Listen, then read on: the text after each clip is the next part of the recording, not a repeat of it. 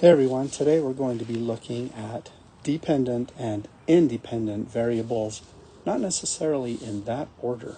Let's take a look at our first problem here. It says Caleb is packing clothes for vacation. The number of shirts he packs depends on the length of the vacation. So if you think about this, if you're going with your family on a 5-day cruise, are you going to take 5 shirts? Or are you going to pack 100 shirts and that will make you take a 100-day cruise? So let's think about which is which right here. If we consider that S is the number of shirts and L is the length of the vacation, which one of these is true? Is S, the number of shirts, is that what he chooses to determine how long his vacation is, or is the length of his vacation determining how many shirts he takes? I think if you consider what we've talked about right there, you'd decide that L is the independent variable, the length of his vacation. He's not choosing that. What he's choosing is the number of shirts to match. So the number of shirts depends on how long the vacation is. That's how that works in this world, that some things depend on other things. Let's take a look at problem 2. Oscar is raking lawns to earn spending money. The amount of time it takes him to rake a particular lawn determines how much time he charges for raking it. Well, let's say that for each lawn he charges $2 per hour. So for every hour he rakes, he gets $2. Well, if he goes to rake a lawn and it takes him 4 hours to rake it, he would earn $8, right? So let's think about this one now. F this time stands for the fee Oscar charges, and T is the amount of time he takes. If F is the independent variable, the fee, that would mean he's going to charge $20 no matter how long it takes. Or is T, the amount of time he spends, going to determine the amount of money he makes? It looks like in this case, the time he spends determines his fee. So T is the independent variable and F is the dependent variable. Let's take a look at one more. Mr. Cohen is getting history textbooks for his class from the school storeroom. The number of books he gets depends, there's that word, on how many students are in the class. So if he has 30 students, he's going to need 30 books. If he picks up 100 books, does that mean he's going to have 100 students? So think carefully now.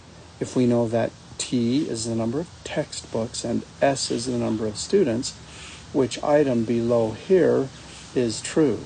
Is the number of textbooks the independent variable and S depends on that number, or is S the independent variable and he picks up books depending on how many students he has?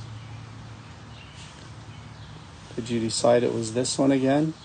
Seems like they're always on the bottom right now, doesn't it? Let's see if it's true in the next problem. Kylie, a florist, is assembling bouquets of roses to sell at her flower shop.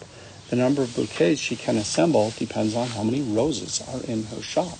So in this case, if she has 10 roses, she could make that number of bouquets, maybe 1 rose per bouquet. Can she continue making bouquets if she's out of roses, though? That's something we have to consider. You can see that the number of bouquets depends on how many roses are in her shop. So R is roses, B is bouquets. Which statement at the bottom is true? Is bouquets the independent variable and roses is the dependent variable? Or is the number of roses the independent variable and the number of bouquets depends on how many roses she has? If you're thinking about it, you notice that this one is true again. I have a much harder problem for you and your partners to discuss. Eileen is baking cakes to sell at her bakery, Celebrations Cake Company. There's a plane flying overhead. The graph shows the relationship between the number of cakes she makes, C, we'll let that plane fly over, and the cups of sugar she needs to use, S. So we have C as a variable and S. C this time is cakes and S is the amount of sugar. Now let's take a look at this graph. Sometimes a graph can be very useful. If you notice, we have cakes across the bottom and cups of sugar going up the side.